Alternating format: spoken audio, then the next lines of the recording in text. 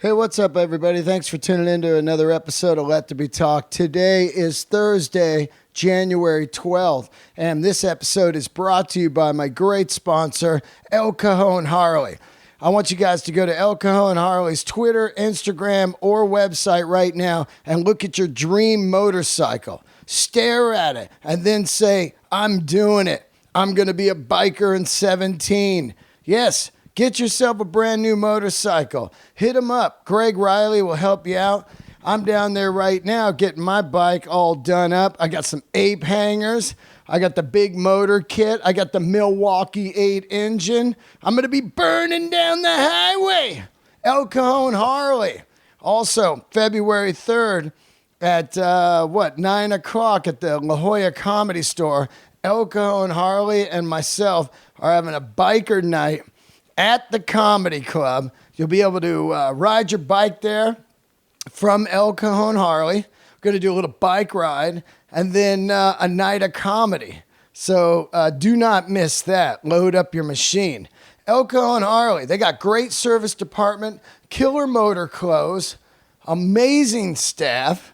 What more do you need? Fly in, they'll pick you up at the airport, buy your bike, and ride it to wherever the hell you live. They got excellent financing, all kinds of good things going on right now. A mad selection on the showroom. Hit up El Cajon Harley.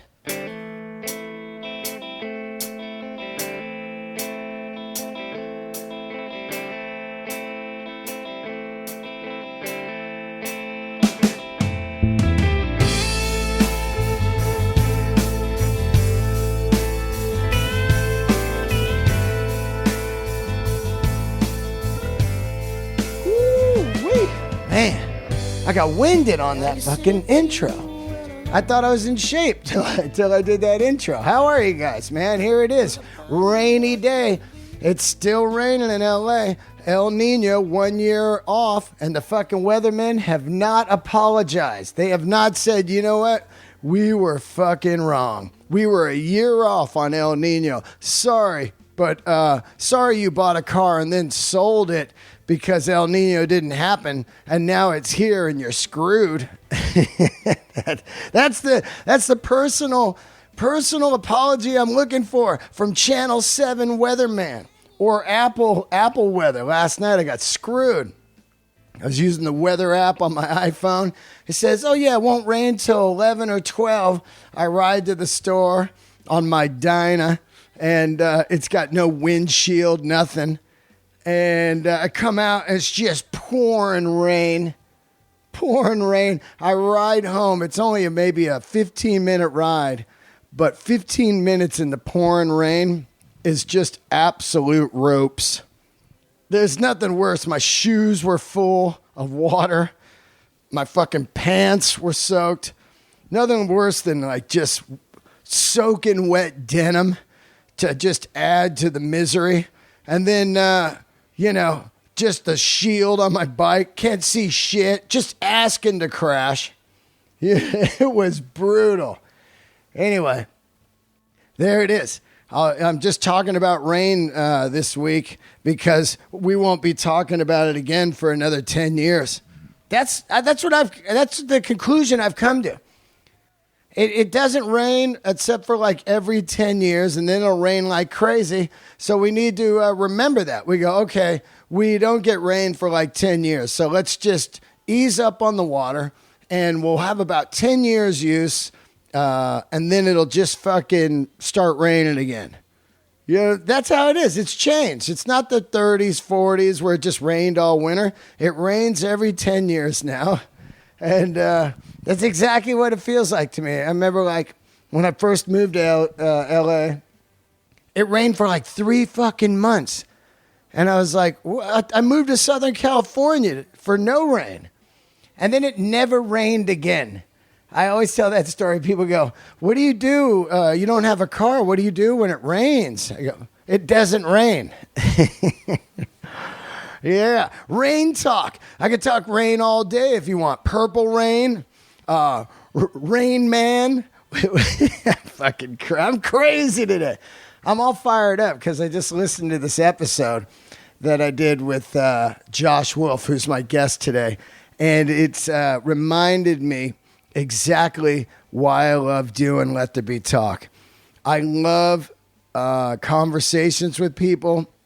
It's so rare these days, to sit down with someone and talk for a couple hours in the Twitter, tweet, text, email age. People don't even talk on the phone or whatever. But man, this conversation was electric. I laughed really fucking hard. The hardest I've laughed in a long time at his Sam Kinison story. And I just love this man. He is somebody that I strive to be. I try to be a better person each year that I'm alive. And Josh Wolf is definitely a role model for that. Funny dude. You know him from Chelsea Lately, also his own podcast he has on the All Things Comedy Network. And I've done an episode with him. And he helped me immensely through the dark times of my diabetes. And I absolutely love him. And I look forward to hanging out with this man more this year. Okay, let's get into it. Before we do, just real quick, you want to come see me headline the Hollywood Improv January 21st. Do not miss it, 8 p.m. Please get tickets. Let's see if we can sell it out. Let's see if you guys I know how many listeners I have in L.A. If each one bought a ticket, I'd sell out for a week at the Hollywood Improv. Can you imagine? He sold out 7 fucking nights at the Hollywood Improv. You would be instantly famous. If every L.A. listener on this podcast bought a ticket, which is like, I don't know, it's like $10 or something, I would sell out 7 fucking, maybe 10 nights. And people would be like, wait, he sold out 10 nights? That's how that shit works, man. For one time in your life, you spend like $10 or whatever for all the podcasts I give you, free. You spend a little money, go to a show, have the time, a great fucking time. Bring your lady or your dude or whoever. And make history, man. Like you could say I was there and when Del Rey sold out 7 fucking nights. In the meantime, I'm just trying to get 50 people to come out.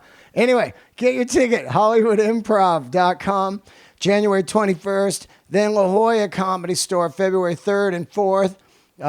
February 3rd, that's going to be my birthday. Come out, 51 bitches. Then Denver, one night only, February 18th. One night only, Denver, at the Sioux Teatro Theater. And then what else? That's it for right now, I guess. Anyway, I love you guys. And please subscribe and leave a review for the podcast. And if you want to donate, hit patreon.com/Dean Del Rey. Love all you guys. Candles lit. Hey, what's up, everybody? Thanks for tuning into another episode of Let There Be Talk. Great guest today. My man, Josh Wolf, stops by. What's up, man? Just walked in. I'm playing some Keith Richards vinyl. So good. Right? And we're talking Tattoo You. Yeah, I was hoping, because I saw them this summer. Yep. And I had never seen them live. Yeah. And I'll tell you something else. Okay. So for me, I was always a Who guy over the Stones. Right. Because I was the opposite. You were. Oh, yeah. Stones guy, way over the Who. The Who were... The music's a little angrier. Yeah. Do you know what I mean? Yeah, I get it. And on an album, it sounds way more pure rock and roll. Right. Live, the Stones are a straight up rock and roll. It wasn't as... slick. Yeah. It can get a little dirty. Yeah. It could get... They could crash sometimes. You're like, oh, what happened there? Which is great. But they were so good. And, I was hoping I'd hear maybe Slave. Yeah. Yeah. Or Worried About You is my favorite song. Oh, I saw him play that before. You did? Yeah, and dude, how was that song live? It was crazy because I saw him at the Astoria in London. They were doing this tour where they'd play a club, a theater, and an arena. It was incredible. And they did it like, on back-to-back nights? Like 3 different nights. Like they did the Wiltern, the Staples, and fucking some stadium. Same sets or different sets? Same sets, man. Or no, all different. So what they would do is they would do the greatest hits in the stadium, you know, and then they would do like a cool theater or club show of deep tracks and blues and shit. And they broke out Worried About You live at the Astoria. I bet you can find it on YouTube. And I was like, I can't even fucking believe they're playing this right now. I love it. I love that song. Sometimes I wonder why. It's such a great, there was a song in my brother's because McCartney was there. When I saw them, I went to Oh, yeah, you Old went Cello. to the Old Cello, yeah. McCartney was there, and my brother said, out of any song, what song would you want to hear him play? And I said, I know they won't play it, but I would love to hear him sing Why Don't We Do It in the Road? Right.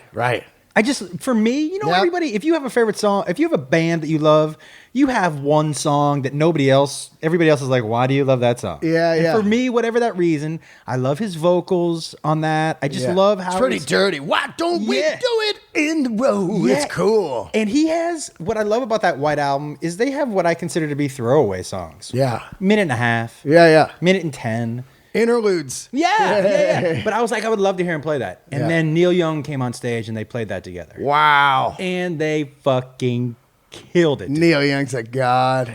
I was so surprised. Not only does his voice still have crazy power, Yeah.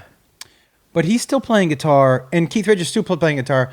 And by the way, Pete Townsend Yeah. still killing it. Oh, I saw the Who at Staples for free. Some guy gave me 4 tickets. Hey, you want these? And me and 3 other guys went, and we were fucking floored how great they were. My buddy Ed Berman was like, make sure you catch the Who on this run. Yeah. Because I've seen the Who a bunch, including 82 on the first farewell tour with the Who, with the Clash opening, you know? That was their farewell tour? Yeah, 82. 82. Yeah, Was that Kenny before? Jones on drums. Is that before or after Athena? That's Athena, Eminence Front. That's that tour? That tour, yeah. What a great song. Eminence Front is a fucking great song. I will tell you, do you have songs, because this happens to me a bunch. There's some songs where I'm like, I think I'll love it because of the recorded version, and then live I don't love it. Yeah. But then some songs recorded I don't love, but live I like a lot more. Eminence Front is one of those songs. Live, I always liked it, Yeah. but live it was such it just crushed. I love the video. crushed it. Do you remember the video? I don't. They pull like backstage at like a Coliseum or whatever. They get out and it kicks in, and then they're on stage sound checking, just playing it. It's fucking great, man. See, and here's the thing, like I told you this before. I love music, but music for me is like movies. Like if you go quote something out of a movie, I'm like, I can't. Yeah. It's not the way my brain works, but I can tell you what I like and why I like it, right? Yeah. Townsend, I didn't know, wrote everything for the Who. Everything. Yeah, I got a bootleg called Townsend the Genius, and it's just like records of him. The whole thing sang with a drum machine in the 70s. I'm like, who had a drum machine in the 70s? It's one of those weird ones that the Moroccan is like, boom, boom, boom, boom. But there it is. Ever since I was a young boy. He was doing all that shit, man, on these fucking demos. And then he just hands them to the guys and goes, here's your shit right here. Well, do you think it's because, and it seemed to me that he wanted to make sure that everybody in the audience knew. Oh, at the end, that was crazy, right? He sang it. Yeah, that was crazy. Yeah. Do you think it's harder for a guy like that to write lyrics for somebody else? Because those lyrics seemed so specific for Daltrey and his... Do you know what I mean? Well, we don't know what Daltrey's thing is because we just know him from The Who from day one. Right. So was it really Pete Townsend's voice, his not sound of the voice, but voice like when they say comedians find their voice. Right. Was it really just him? Probably. Who knows what Roger Daltrey would have been like in another band or whatever. I remember specifically when I played music though, that one guy was writing all the music and I was writing the lyrics. Mm-hmm. And at one point, I wasn't really into the flavor of the music anymore, and I was thinking like, fuck, I got to learn how to play an instrument ASAP or I'm going to always be a slave the rest of my day. It's a lot like, to me, if somebody wrote your jokes, that would just be weird to me, That's why I was wondering because did you hear the song that Townsend released recently, like 2 months ago? No. something that he had written specifically for himself, Right. lyrics about him. Yeah. And so they were a lot more, there wasn't as much confidence in him. It was about how he couldn't get laid. There was a lot of more Right. insecurity in it. Which is why I really think, I don't know if he wrote it for Daltrey, but he wrote it for who we think Daltrey is. Right. But I agree with you, right? So I can only, there's sometimes that I write jokes and I think, oh, I can't tell this. This isn't and I'll give it to somebody else. Really? Oh, yeah, that happens to me a lot. Why can't you tell it? Because you think it's not your style or something? It just sticks out a little bit. Yeah. In an edgy way, or is it just in a way that it's not your style? No, I have, my edgy stuff revolves around me. Right. Right? Yep. It revolves around me and things that I've done. And so if I need, and sometimes I'll write punchlines that are, but they fit into me. And so sometimes I'll write a joke. I'm not against telling, I have some jokes that push the line racially and religious wise, but they have to fit into my story. Right. And if they don't, I just don't want it to feel like I'm forcing it just Well, to how be do you edgy. come up with those jokes if they don't fit your thing? You're just writing something? Because they like, if I just say it, Yeah. I'll go, oh, that's a good joke. Wow. And then I think, oh, I can't put that. That's How do not you for me. write? Do you sit down and write, or you write on stage? I write on stage. Yeah. So, but for example, I had a great trip at Old Cella. Yeah. And a couple of things happened at Old Cella that I was like, this is going to make a good story. Yeah. But I can't, what I find when I write it out, when I sit and write, Yeah. my stories sound memorized. Right. Oh, totally. So because I've already written out the words instead of the words just kind of. Right. So I spend my time on stage trying to remember the words as opposed to just being in the moment and telling the story. I learned that the first year. Yeah. It was just fucking suicide. Like I'd write it all word for word. This is how it's going to go. First of all, it's never going to go like that. And it just felt so robotic to me, Do you know who did that though? To a T, to a second, to a letter, to a word? Seinfeld? George Carlin. George Carlin, really? Everything fucking from the ground up? It surprised me so much, Dean. So I remember towards the end of his life. But those are more kind of joke style, right? Don't you think? If you listen to Carlin, later Carlin, of course. He rants, right? Of course. So I remember I was working the door at the Comedy Store. Yeah. And they You used to work there? Oh, yeah. Wow. What year? Oh, fuck, dude. I never even knew that. Yeah, man. Wow. I remember when Mitzi passed me. Really? And I remember she called me over and she goes, I think you're very funny. And I said, thank you. And I thought for sure she was like, we're going to start giving you spots. Uh-huh. And she said, and first she said, you're handsome like a young Steve Gutenberg. Oh. And I was like, oh, thank you. Yeah. I love that one. Yeah. There's a name I haven't heard in a while. I know, right? And then she said, I want you to work the door. And I was almost insulted. And then somebody pulled me over and goes, she likes you. Yeah. That means she wants you to absorb. She wants you to learn. Yeah. And she wants you to struggle a little bit because that's when you appreciate it. Yeah. So, and I asked to work the door when Carlin was working out a special. Wow. And he said right up front, ladies and gentlemen, do not talk to me. Yeah. If you talk to me, you will be asked to leave. You mean he was running stuff? He's running a special. Before he shot the special? Yep. But he's Now, where was he doing this? In the main room? Main room. Wow, what year are we talking? Jeez. This is cool. I saw Carlin a couple times. I guess it would have to be late 90s. Okay. And How long you been doing comedy?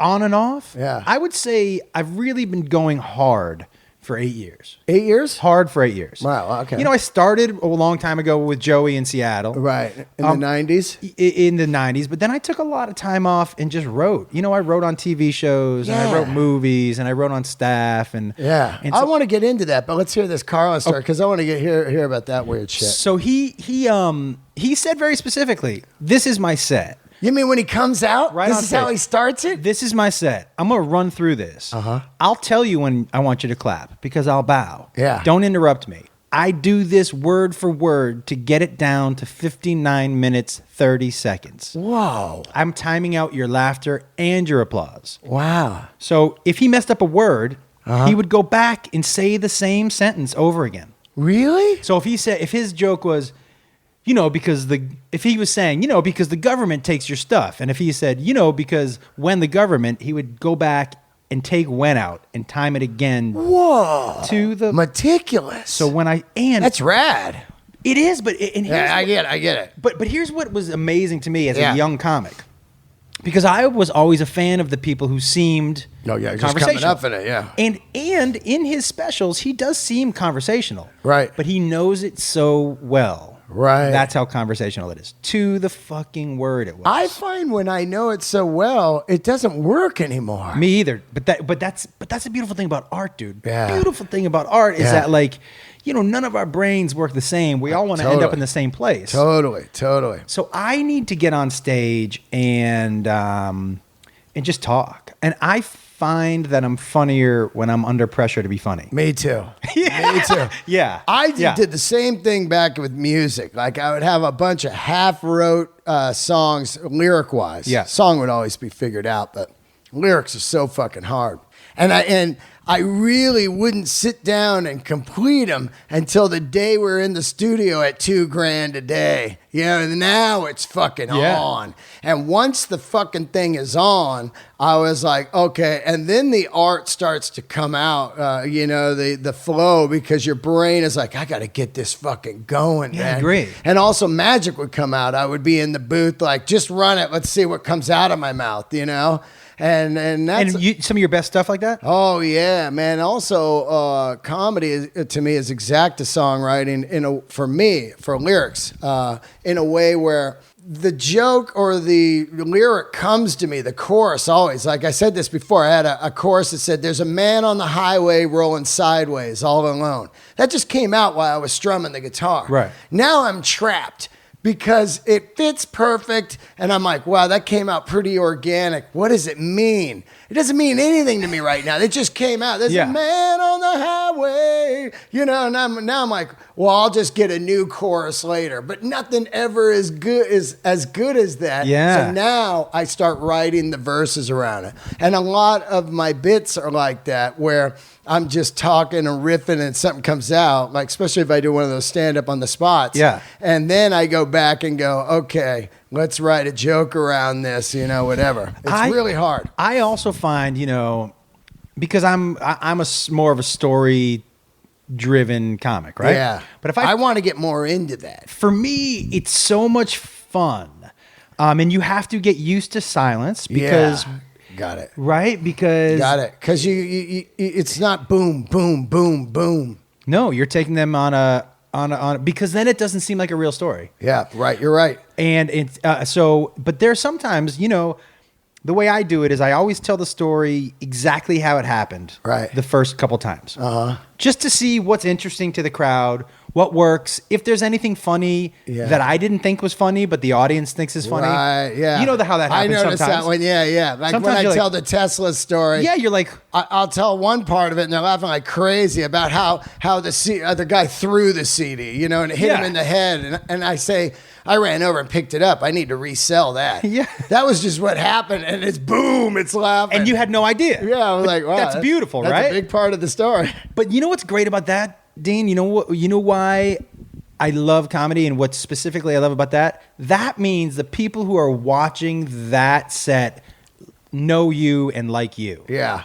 Because that is specific to something you did. Do you know what I mean? They know, they know that the record deal I had wasn't that good, or I wouldn't even be in the crowd selling CDs in the first place. Yeah, you know what I mean? yeah, dude. It's interesting, man. I love to tell stories. And I want to get better at it this year. I was just saying yesterday in 2017, I was telling somebody in the car, I said, my resolution is to become a better joke storyteller. Because I noticed when you see greats like CK, they start with their jokes. Yeah. Boom, boom, boom. They're kabonking you, but they can't keep going like that. And then they slip into about a middle of the show, a great 8-minute story or whatever. And then they close out, with bits again. I would tell you also, and here's what I've started to mess around with. Take some of those jokes you like and lift them and put them in your story. Right. Oh, that's what Al Magical does. See? So I do that too, right? So I'll go, or there was, the story... The story about Ocella. Yeah. There was a lot of fun stuff happening. And I've told it now about 7 times. I gotta watch that. But I needed to get out of it. Me too. That's where it's always fucked because So- they're waiting for the big Yes. boom. So I took something that happened somewhere else Yeah. and just put it in the Course. Coachella story. Yeah. And because I was like, how am I going to tell that? It's only like a 2-minute little thing. But in the Coachella story, it makes it perfect. So as we here's the thing. We have to ride that line because I like the idea that this generation of comics we're truth tellers. Yeah. I do more so than say 15 years ago. Of course. Right? We tell our truths. Absolutely. But we also have to be funny. Yeah. And so you so- got to tweak it up. 100%. Yeah. And look, I'm not making up. I'm just taking something else that really Absolutely. happened and putting it in this story because it just works better. Well, my biggest bit when I first started was the nuts to butts, the 2 guys motorcycle. Yeah. And I talk about it being out in the desert and the guy crashing. And it didn't happen like that. The funny part of the joke is the term nuts to butts. Nuts to butts. And to think a guy would actually say that. It didn't happen in a crash. It happened, the guy got a flat tire. But I wanted to make it more urgent sounding, like the guy was dying and he still was worried about being like, Have to. He was still homophobic at his deathbed. You know what I mean? Yeah. Like, get on the back. I ain't going nuts to butts with you. And you're like, what the fuck? Yeah. If he had a flat, you'd be like, well, he would just walk. He's a homophobe. Right. But I just tweaked it up.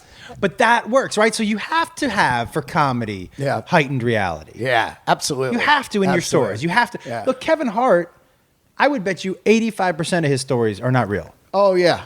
But he tells on purpose ridiculous shit. So he takes a kernel of truth and makes this, and nobody's walking out of there going, but I bet you that didn't fucking happen. Well, that's like movies or anything, you know what I mean? Or even documentaries or anything. If a documentary was the straight up truth and they didn't pop it up a couple, you'd be like, I watched a documentary about tire makers. Well, what happened? Did they blow out? Did the guy get cancer just from made making tires. black rubber? No. Yeah, it was just they just made tires. But that's the thing about when you see a movie this is based on a true story. Yeah. Yeah, it's kind of. Yeah. I love when people complain too. Like the one was the shooter a few years back. They're like, hey, man, he exaggerated a number of hits. And it's like, I don't care how many hits he had. He was in Afghanistan or whatever fighting. You know what I mean? People actually question that. It's like, if you want the real thing, then fucking get the documentary or whatever. Or just go to Afghanistan. Yeah. And the truth, the thing is, like, people are like, they want to complain. They do. There was one guy, here's the complaint I heard after he watched Lincoln. Yeah. I don't think Daniel Day-Lewis got his voice. I'm like, No one's even alive still. No one's alive right now that could tell you what that was a legit complaint was, You know where- he didn't nail the voice. You know of where he Abe heard the Lincoln? voice? You know where he heard the voice? Once at Disneyland at that fucking, you know when you walk in, they got the Lincoln thing. No, you only go there because it's too hot that day. Like, let's hit Lincoln right here. I'm burning up. Right? How can you complain about Lincoln's voice? I mean, who even takes that note? To me, it's so crazy. What about how fucking epic the scene is when he's on the carriage and there's dead bodies everywhere? You know, I'm not going, his voice is all wrong here. his voice really pulled me out. Now, if he sounded like Scooby-Doo, I'd be pissed. Yeah, You know? But, it's like, can you imagine as a director walking over to Daniel Day-Lewis and listen, I really think you get the emotion in that scene. You did I hit my spots? Yeah, your spots. You're perfect. You did. But listen, I'm not sure that's what Lincoln sounds like. Imagine. Let's pull it up on iTunes. Let's YouTube Lincoln. Yeah, let's look at his podcast. Yeah, he was a little more nasally. Wow, it's so cool that you saw that Carlin thing, man. You know? I Did you talk to him? No, I didn't. Yeah. I talked to him at a different time with Craig Gass. You know Craig? Yeah. So it was me, Craig, and one of Craig's buddies. In Seattle? Or we were living in Seattle, right. and Craig had met Carlin, and Carlin really liked him, and we went down and saw him perform in Vegas. Yeah.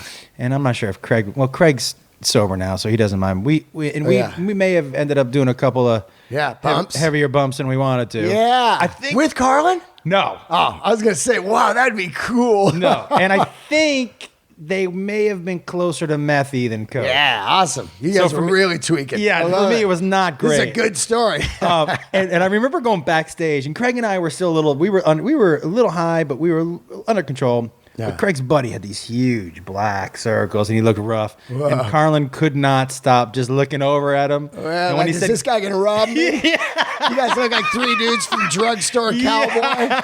Holy shit. And when he finally looked over, when he said goodbye to us, he was like, "Nice meeting you." He was like, "Craig, good seeing you. Keep in touch." Yeah. And he just looked at that other guy who was like, "Take care of yourself." Wow. He knew the signs. Oh, yeah. It was like a map on his Yeah. face. He was like, I wonder if this guy's holding. Yeah. He'd seen him for sure. It was a true thrill for me, seeing Carlin, because God damn, yeah. I saw him, but not like at the store, That's cool. I did see great guys at the store there early on, Dice and Kinison. You've seen, I opened for Kinison, right? Oh, yeah? Holy shit, where and when? The third time I was ever on stage. Yeah. Ever. Yeah. I had done one set when I was 16 years old. Right. And then Seattle? I grew up in Massachusetts. Oh, I got you. And I did one set when I was 16 years old. And then I went to college in San Antonio, and there was a comedy night. Yeah. And they were like, you won free drinks or whatever. And I was at a bar. Yeah. And I was like, I'll fucking do that. Yeah. And I just packed it with my people. Right. And so they went by audience applause, and I won free drinks. Oh, good thing you weren't doing flappers. You would have lost anyway. With their fucking shills in there. Oh, my God. I know.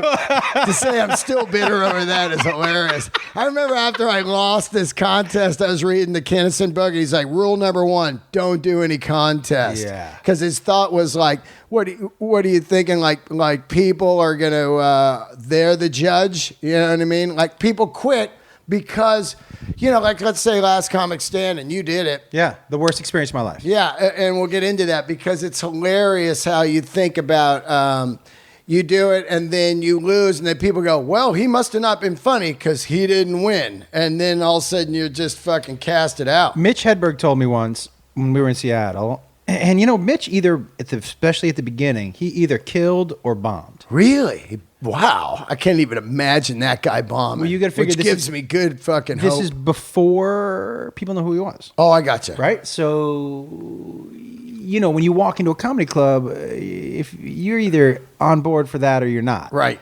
But he would tell you early on, I get 10% of the crowd sometimes. I just hope that eventually all 10% of those people get together. Yeah. Which they did. Yeah, right? Norm Macdonald told me that. I said, Norm, you're one of the funniest fucking guys I've ever seen. I worship Norm. Yeah. Every time I see Norm, I lose my mind how funny it is. I've never really seen a guy this fucking funny. And I really don't even talk about him that much, which is strange because I don't get to see him enough. He doesn't go on stage enough. But when I do see him, I go, this guy is a fucking genius. But not everybody loves him. So I told him that, right? And he goes, yeah.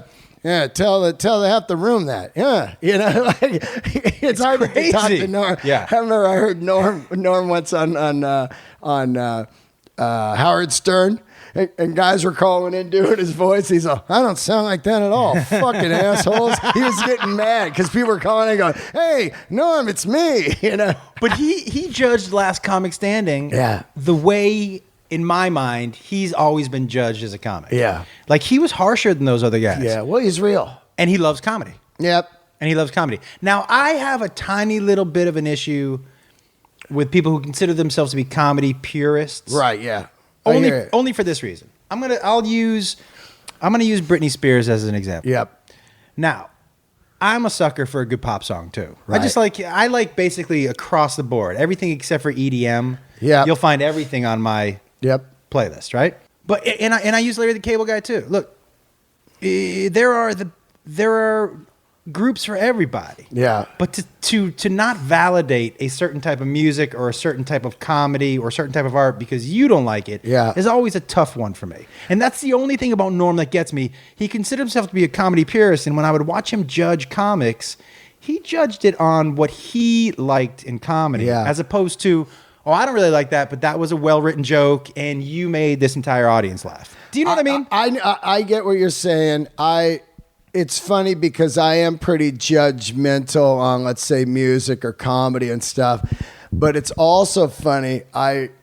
I felt the reverse of it when I was first starting. I'd go to like Meltdown and stuff, and these people would look at me because I was a Comedy Store guy. They actually looked at me like I was some, like, you know, comedy, a club comic. Yes. Not necessarily. And I was like, really? You know what I mean? Like, and then I felt the reverse judged. You know what I'm saying? It's weird, right? And so then I started, and I really learned a lot from other comics. They're like, you know, why even waste your time worrying about if you don't like a prop comic or whatever? They're not taking work from you, and it's not, you know, just go out and do what you do, and your crowd will find you. And as I got way years into it, it is hurdles that you got to get over. Like, that guy's hack, and he got everything. And, this fucking guy, he's been doing comedy 2 years, and he's, you know, and after a while, you're like, whatever, man. It's what happens, you know? And I do believe that, look, even, okay, and we use Chelsea as an example, right? Chelsea and Dane both brought millions of eyeballs to comedy that otherwise would have never you know, I still have people who were fans of her show come to my shows and be like, this is the first comedy show I've ever been to. Yeah. I get it. Do you know what I mean? I do, but I am definitely on Norm's side because I know like how hard it is to be original. Yes. And I do find it really, it's funny because when you get on the road and they just throw you the town feature and the town host, and they go on and they kill with it. I was putting it in her butt, right? And then she licked it like a fudgesicle. Yeah. And you're like, and the crowd's going, no. Yeah. And then you come out and you're trying to do some stuff that you really believe in and shit. And the audience is like, man, you can hear them. They go to the feature. Man, you should have been the headliner. Do you know the only thing I would say to you about that? Yeah. That person will be featuring at that club for the rest of their lives. Oh, and also, I love the Bill Hicks thing. I have the 10 Commandments over there. I read it all the time, Bill Hicks. And it was like, play to the highest IQ of the room. And come back. Those guys will bring the right people, and those guys will bring the right people. Dude, I used to say that. There was a friend of ours. I started doing comedy with Joey in Seattle, right? And Brody. And there was so rad, those guys. I love them. It was amazing, both. right? Yeah. But there was a guy that featured before any of us. But he was doing, you know, what was that called? Schoolhouse Rock jokes. Oh, yeah. That killed. Yeah. He would just recite the songs, and people loved it. Yeah. And he soared, but he stayed there. Yeah. He stayed there. And not saying anything after a while. No, and that's the thing what I would say about that person who opens in front of you with the fudgicle joke. Yeah. Yeah, they may, but you are going to, your ceiling is so much higher. Yeah. And the people, and I guarantee you this was an interesting lesson for me to learn. You know, I've done sets and where I do very well. But my meet and greets aren't as big. When they talk to me, it's not as they're not as invested. Right. So recently, this hour that I've been going out with and trying to turn into my special is way more personal, and it's basically 1 hour long story. Oh yeah, you were telling me about my son challenging me to a fight. Yeah. Right? Yeah. And so now I would tell you this right now. That hour right now isn't as funny as the last hour. Right. Right now it's not. But it's better. And my meet and greet lines are way longer because I'm connecting with them personally. Yeah. So they want to talk to me about that. After those other shows, they would be like, you were really funny, man, but they could never... To surface stuff, right? They could never mention a specific joke that they liked. Right. They're pulling things that I connected with them personally. Wow. So that guy with the fudgesicle... Yeah.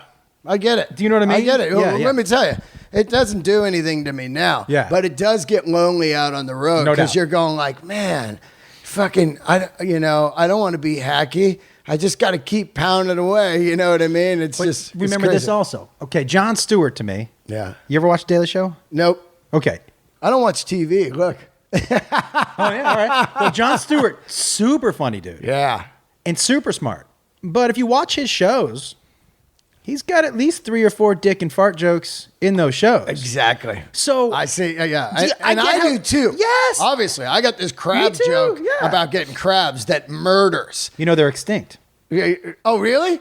Oh, because that's my bit. I said, are crabs extinct? They are. That's how I open it up, and then it goes, what? And I go, not the ones you eat, but the ones you got from sex. Yeah. What happened to those? Extinct. Yeah. Because girls are shaving their... Yeah, but that's weird, though, because they do get on your eyebrows and your hair. Google it. They're extinct, dude. Wow. The fucking Brazilians have not... Wow.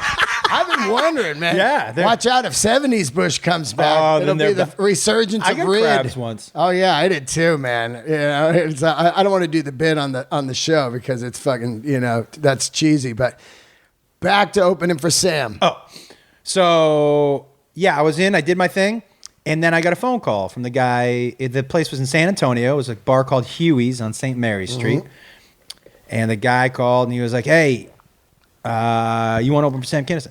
And I said, "What?" Now Carl LeBeau, who opened for him. Yeah, I love him. Had him on the show. So Carl's had him on the show right when I got diabetes. Is that right? Yeah, and we'll get into that later. He's such a fucking great comic. Yeah, I love him. But his dad had passed on the way to that trip, so they needed an opener. Wow. So they were like, "You want to open for Kinison?" And I said, "Fuck yeah!" Wow. Now, kid, what era is this? 91. Oh, so he's still pretty big. Oh yeah, dude. Yeah. And he was the first comic that I had known that was playing rock clubs. Right. He was playing rock clubs. Yeah. So this is my third time on stage. All right. So are you a big fan of him? Like I would be like, holy shit, I'm opening for Kinison. he was the reason that I wanted to do comedy. Wow, that's like me opening for Louis. Yeah. Like it was first full circle. Like 6 months ago, I was like, And wow. was it crazy? Yeah, oh yeah, because in 06, I see him at the Laugh Factory, and I was like, oh my God, this guy fucking, I got to do comedy. I don't start till 09. Right. It took me that long. But he was definitely, I became obsessed with him, watching Lucky Louie, watching his specials, the one at the Fonda, and all that, and I was obsessed. And here I opened for him 6 months ago, and it was like weird to think 7 years in comedy, a guy that the reason I started, now I'm opening for him. Amazing, It right? was unbelievable. I owe it to the store, Adam at the store. It wasn't like Louis said, get that Dean kid.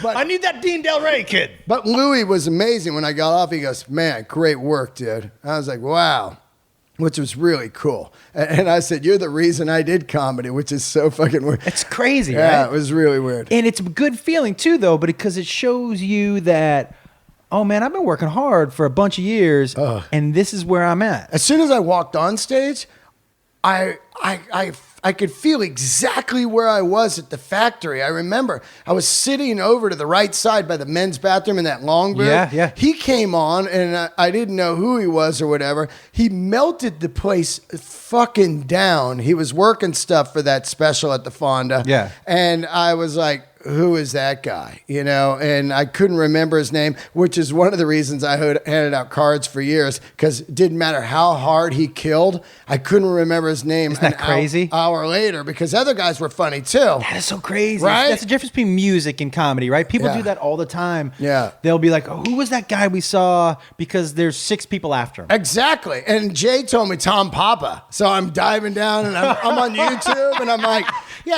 I guess that's him. I wasn't even high or anything, but I was like, he looks a little different now. Yes, kind of. And then he said Louis C.K. after a couple weeks. I go, that wasn't him. It was this other guy. And he goes, oh, yeah, probably Louis C.K. Dude, he's so fucking funny. Oh, man. He's a god. What I love, this is my dream. Yeah. And it happens sometimes for some shows, but not, is when you get the audience in a rhythm where they laugh at when you smile or they laugh at a pause because they're anticipating what you're about to say. Yeah, I love that. That's when you know that show's going well. Like you pause and you give a little smile. Yeah. And the audience will laugh. Yeah. Or when it's really uncomfortable. Yes. And you smile out there, then they're on board. I love that. I'm telling a story right now about, I have a bunch of news stories that I'm where the old cello one. I'm telling one about working as a phone sex operator for a day. Yeah, you did that. Oh, dude. Like a dude one? It's all dude. I didn't know that. Wow. That's the story. The story is I thought I was going to go in and talk to some horny housewives. Yeah. My first phone call is this dude with his dick in his hand. Yeah. I always thought about that too when I saw American Gigolo. I thought that fucking that film was so epic. What's his name that plays Richard it? Gere. Richard Gere. You know, the whole thing, the Mercedes-Benz, the ride out to Palm Springs to fuck a cougar, you know, and all that. And then later you find out that those dudes just are sucking off dudes. In general, they're sucking dick. I mean, that movie was nice and all, but in general, how many women do you know need to pay for sex? No, it's so weird. Like Heidi Fleiss opened up that, remember that man fucking one? Yeah. And only dudes were showing up. Yeah, that man. was, Listen. I love this story. Dude, it was an amazing... Where was that, in Seattle? Here. Here in LA. You move here and that's like a job? Well, you know, I was a single parent, right? Right. So I was raising 3 kids. I made $1,000 a month. Where was the wife? Gone? I had thrown her out. It was my girlfriend, and I met her. She had 2 kids. We had a kid together, and then I threw her out, and I kept all 3 kids. Her 2 kids too. Was she a drug addict or something? She had her problems. Right. And listen, you know, I would say, and I never, even in my book, I don't bash her because I know this is a different way of looking at it, right? In general, I don't think there are a lot of bad parents. And what I mean, there are some. Yeah. But I think some people who are considered bad parents are just parents who are not ready to be parents. Yeah, and just parents who are doing the best they can do. Right. Now, they may not be good at it, right? But I don't think they're bad people. They're just doing the best they can do at the point in time. And I feel like she fell into that for me. Right. I don't have any malice, she's one of the funniest people I've ever met. It's interesting that you took the other 2 kids too. Was the father from the other family? Long gone. Long gone. You know, it's so crazy because that right there explains exactly who you are. Because to me, I'm a fucking weirdo. I live alone and stuff. And I was like, I wouldn't even know what to do with it. Yeah. You know what I mean? That you're zero selfishness. And it comes down to how we really hit it off over the diabetes. Mm-hmm. I got diabetes. I remember I found out real quick who my real friends were because I told a couple guys that I thought were great friends of mine. And I was like, hey, I got fucking diabetes, man.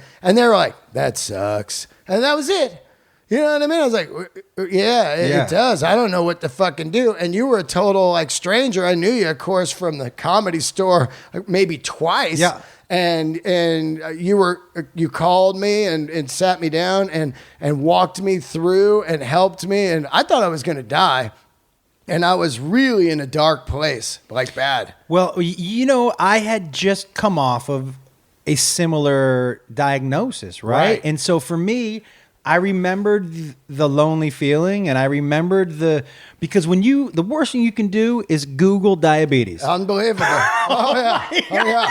Yeah. Well, you're like, well, I'm gonna fucking die today. Yeah. Like I don't even do that part in the joke because Marin did one about he had a sore in his mouth. Yeah. He Googled, he's like, tongue cancer or whatever. Yeah. So I'm fucked. I couldn't even do it. But yeah, I Googled it and I was like, oh, I'm done. Feet are off. Eyes are gonna go blind. I'm gonna be blind. Gonna be blind. Dick will not work. Nope.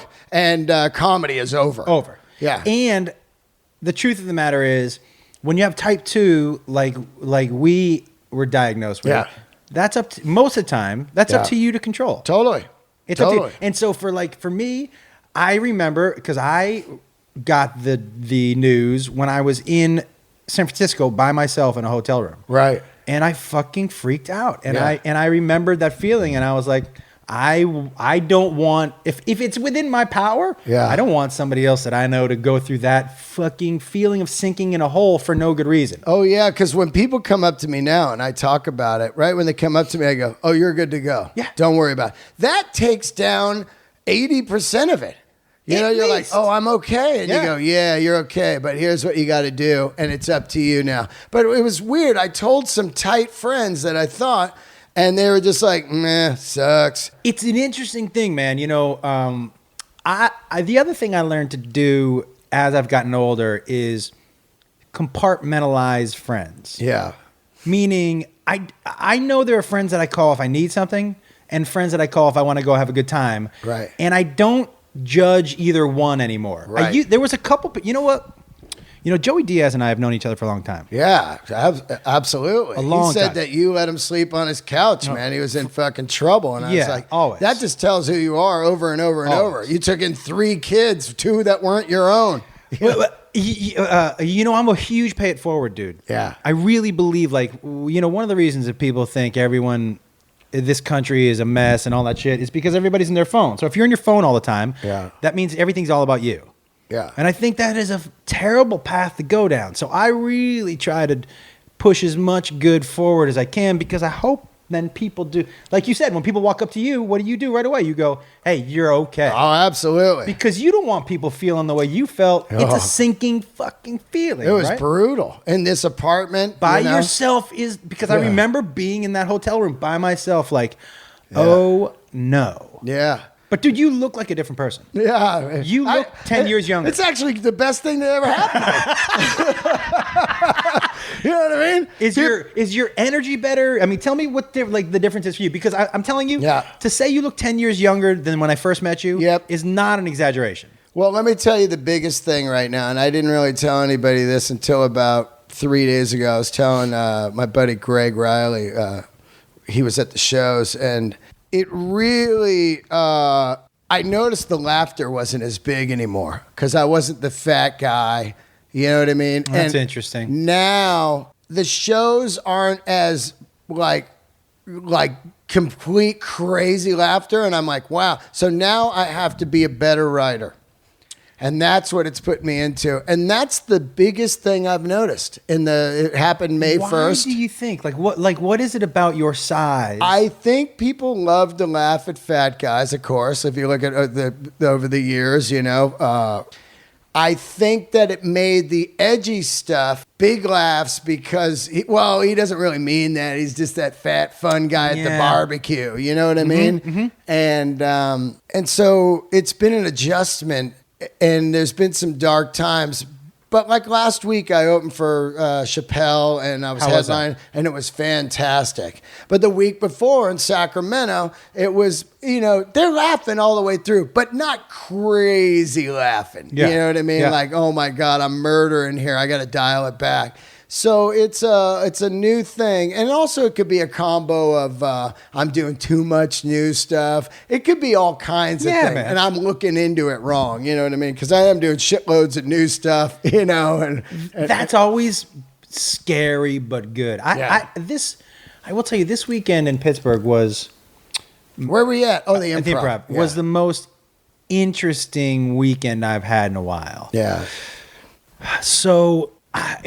for the first time in maybe 5 years, I couldn't get out of my own head on stage. Wow. My feet, and this never happens to me. Yeah. Comfortability is not an issue for me. Yeah. My feet were fidgeting, and the more they fidgeted, the more I thought about, I'm not comfortable. And then I was like, okay, just go into the crowd. You feel better going to the crowd. Yeah. But for whatever reason, I couldn't make eye contact, so I was only looking over the tops of people. And then I was, for 2 shows... so in my head, dude. Yeah. That I had to go back to my room Friday night, and I went back and I just pulled up all of my comedy notes. Yeah. And just stayed up all night and read them. And I never look at clips of myself. I hate, but I went back and looked at some clips and was like, yeah, you know how to do this, dude. Yeah. Like I'm in the same boat. What just happened? And then Saturday night shows were great. Yeah. But for whatever reason... and I guess I just needed to go back in and be like, all right, okay, you're good, because I couldn't sleep Friday. Yeah. I couldn't fucking sleep. Yeah. Because I was like, what is happening right? And then your brain, when you're in that room by yourself, your brain takes you down. Ooh, man. Do you know what I mean? Yeah, I do. Your brain. Yeah. So I was like, what if I'm never going to... a couple weeks ago, and I was like, this is just fucking done. Yeah, you're like, what if I never get a laugh again? Yeah. What if I never get a fucking laugh again? To me, I know I can get laughs, but I'm like, where's the big laughs? You know what I mean? Like from a year ago, you know? Also, dude, you got to remember that, like, and I am on the road a lot, so it's not the same for me. Right. But you're at the store. Yeah. Comparing yourself sometimes to Burr, Rogan. Yeah. You know, you're following guys who are bringing the lights down off of ceilings. Yeah, yeah. Now, that doesn't mean you don't have a good set. Yeah. But you know what I mean?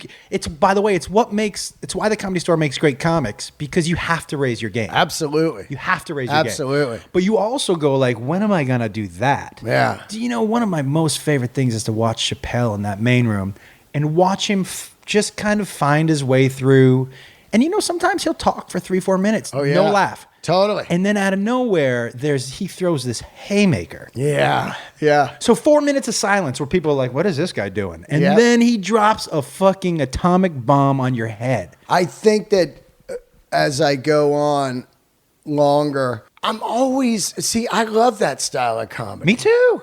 And what my fear is, the person that books the room, they just happen to be walking by when I'm doing this style of comedy that I'm enjoying, and then they go, this guy's eating it. You know what I mean? And they don't even stop to see if there's any payoff. They just roll by like fucking silent. You know what I'm saying? Yeah. Or the headliners in the fucking green room going, that guy's eating it out there if I'm featuring or whatever, you know? I'm going to tell you something right now. Yeah. This podcast will allow you to do the style of comedy you want. That's what I love about podcasts. I know. Is that the podcast listener is more sophisticated now. Yeah. So they're used to listening to a conversation. Yep, totally. So they don't need 8 laughs per minute. Yeah. Just tell me a good story. Have some laughs in there, but tell me a good story, because they know who you are. Yep. Somebody just told me recently that sometimes you don't even, I think it was Joey Diaz a couple nights ago, said sometimes you don't even need to be funny.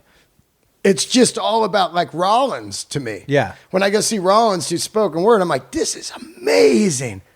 But Joey and Rollins, now Rollins isn't a comic, but Joey's fans are so rabid. Yeah. And they just love I told him years ago, the smartest thing you ever did was to call yourself Uncle Joey. Yeah.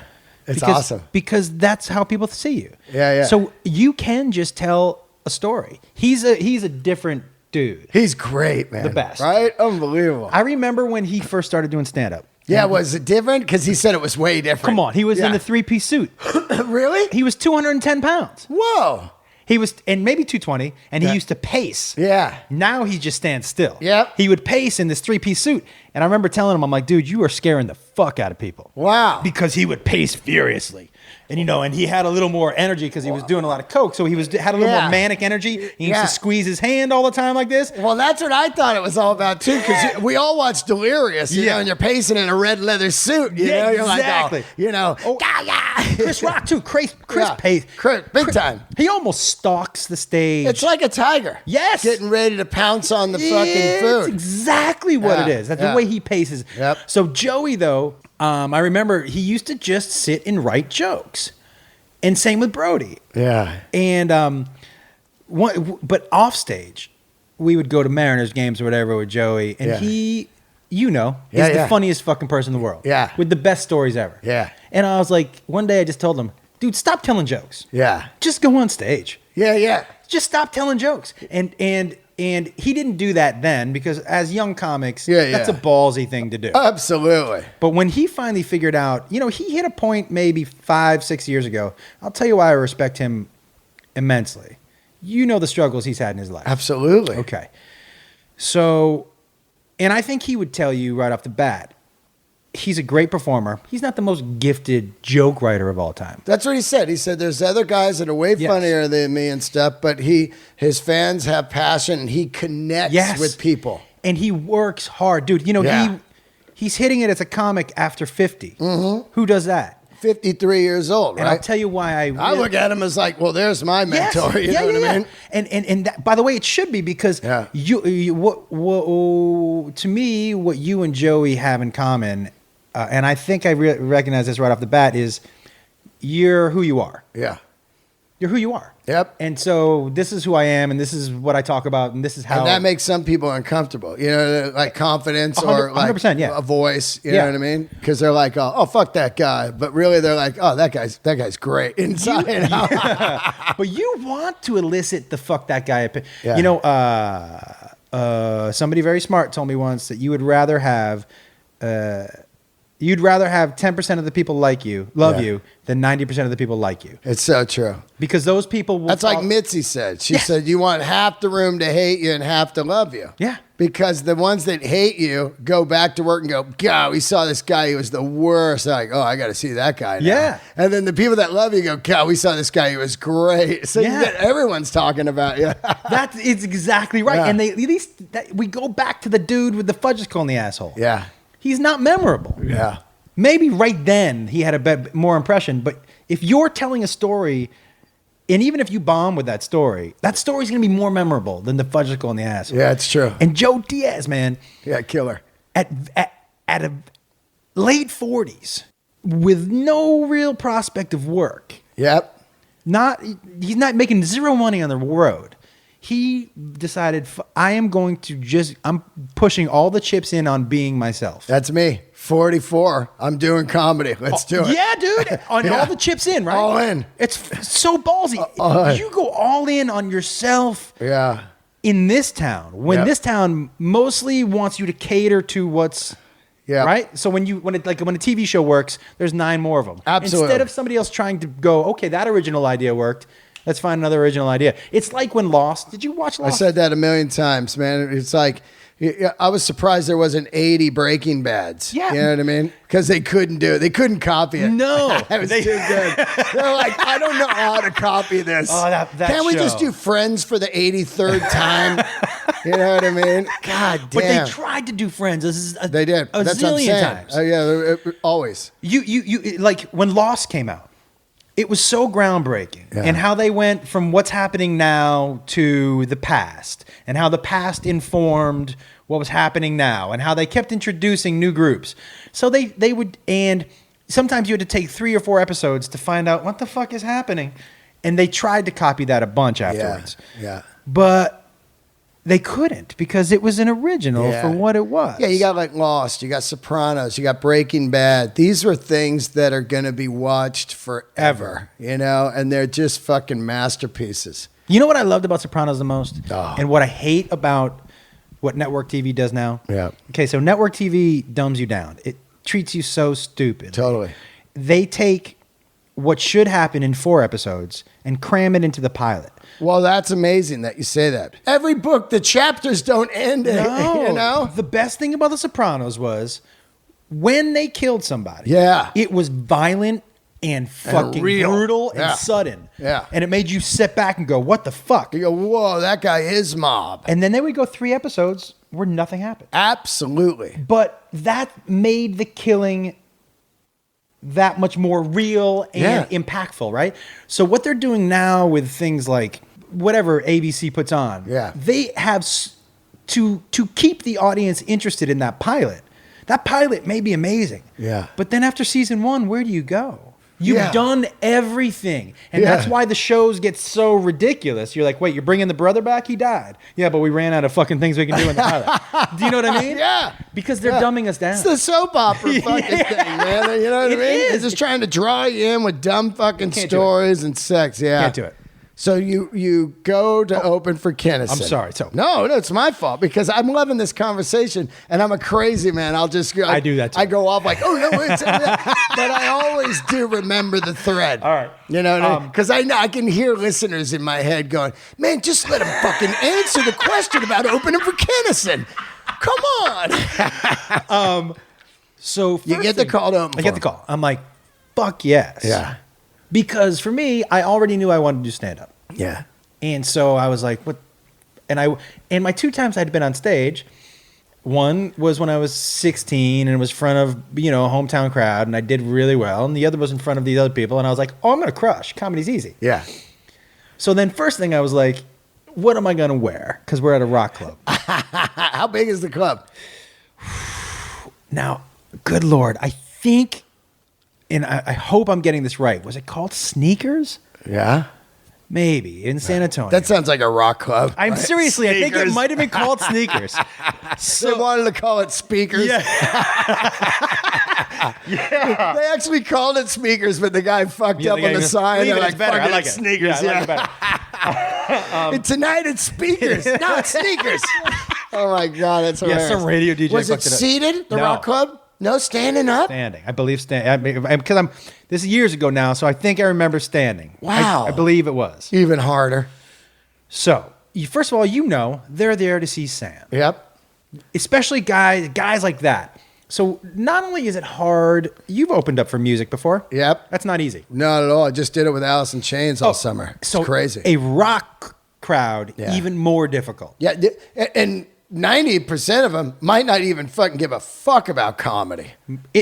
Because they're there to see music. Yep. That's what makes it so...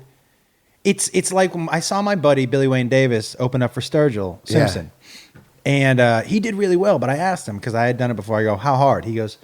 It's so hard sometimes because, and I don't blame them, they're there to hear music. Yep. Not only that, but they're walking around the venue, they're getting beers. Your mindset going into a concert it's so different. It's not going to be quiet in here. No.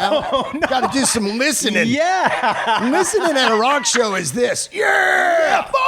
Yeah, right? That's listening. Yeah, and during a rock show, if a song comes on, you like it, you're screaming at your friend. You're not expected to be. That's why I sucked in school, because it wasn't a rock concert. They wanted me to listen. I was just like, fuck this, you know.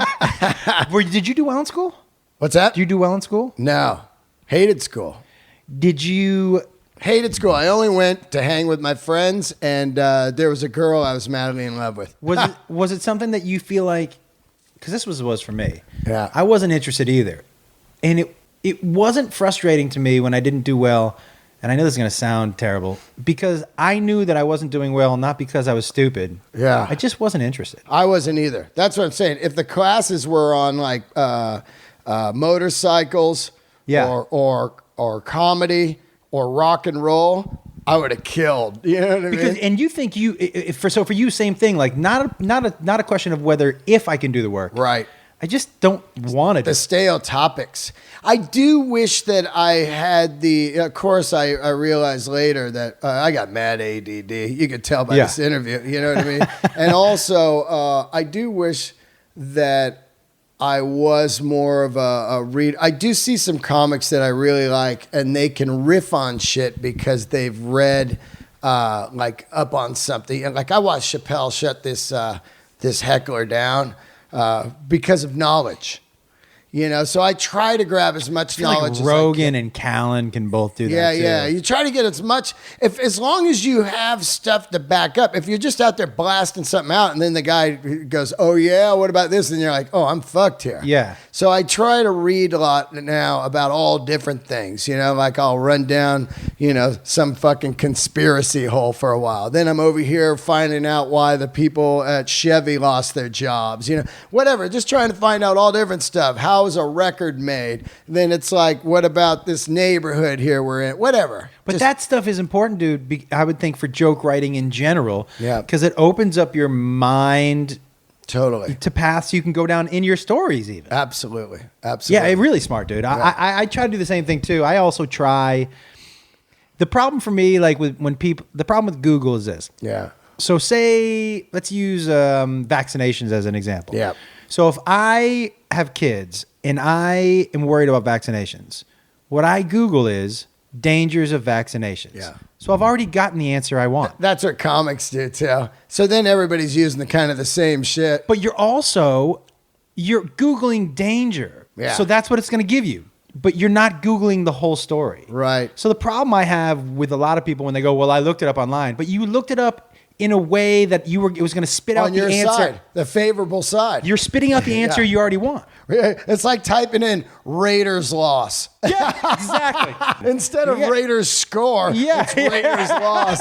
You know what I mean? Yeah. So like, yes. Yeah. All right, Kinison, dude.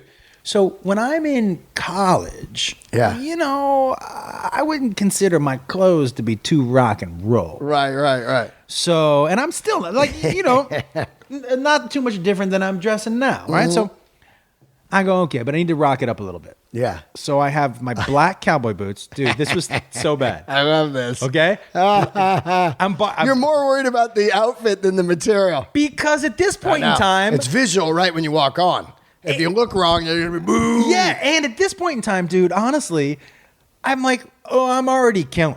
Yeah. Oh, yeah, in your mind. Three gigs in. They've always been your family. So now I need to know what I'm going to look like. Yeah. I got acid wash jeans. Yeah. I borrow my buddy's black motorcycle jacket. Yeah. Oh my God. You're coming out like Dice meets Kinison, But your combo platter in it. I'm going to go one worse. Yeah. I was wearing a blue button-down Oxford underneath. You're all bolero. I'm going to go one worse. Yeah. Headband. No, ponytail. Ponytail.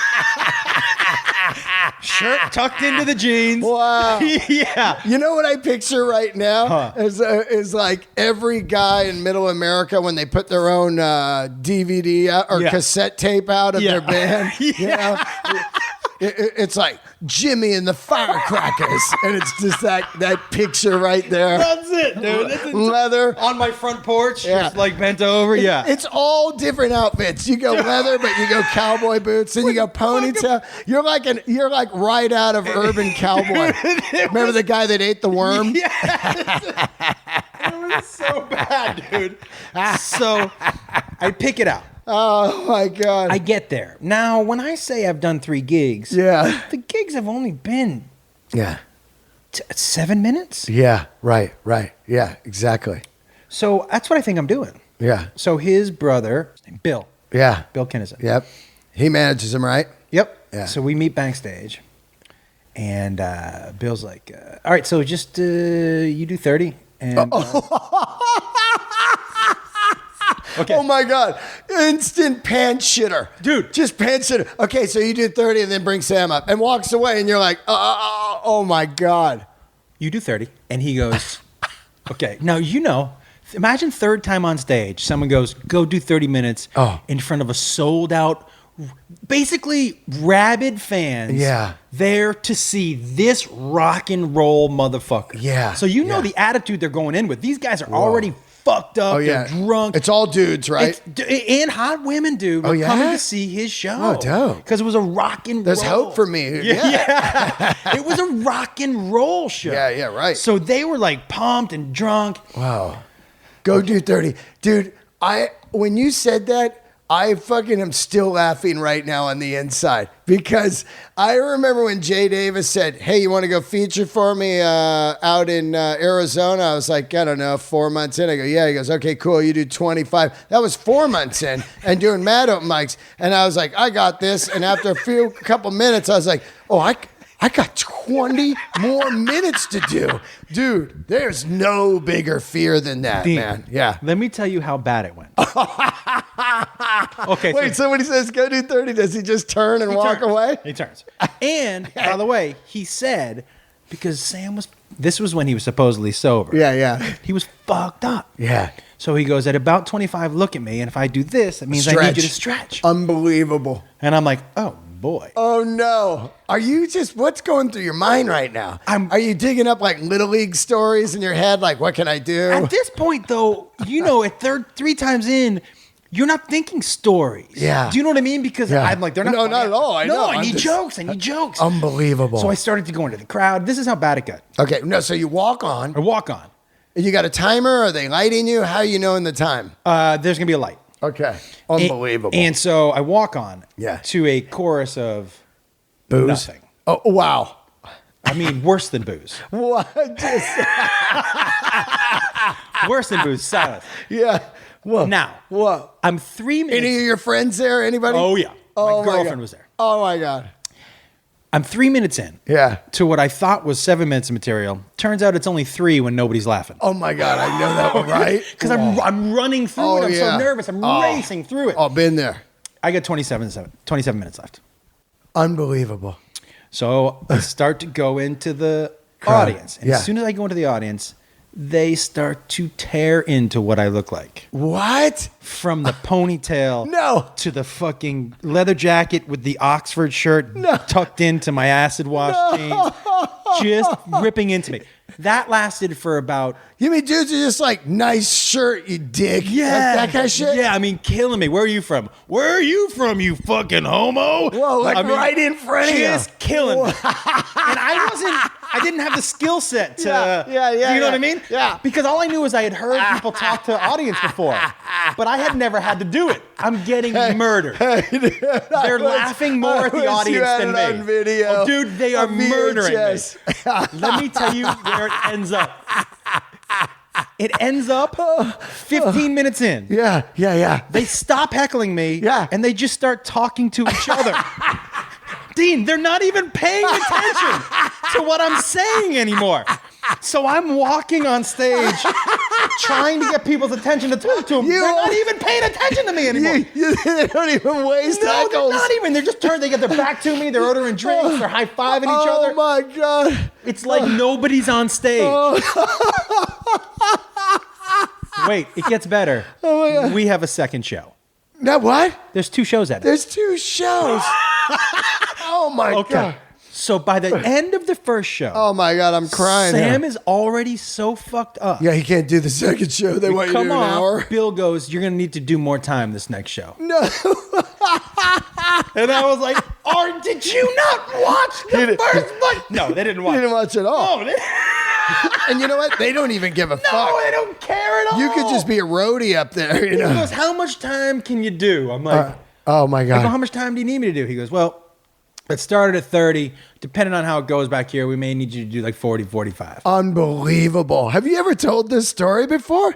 This is fucking... Maybe I've told a couple Dude, friends you're out before. of your mind, man. This should be on Ari Shafir's fucking... So, dude, it was like, I go back out for that second show. Same outfit.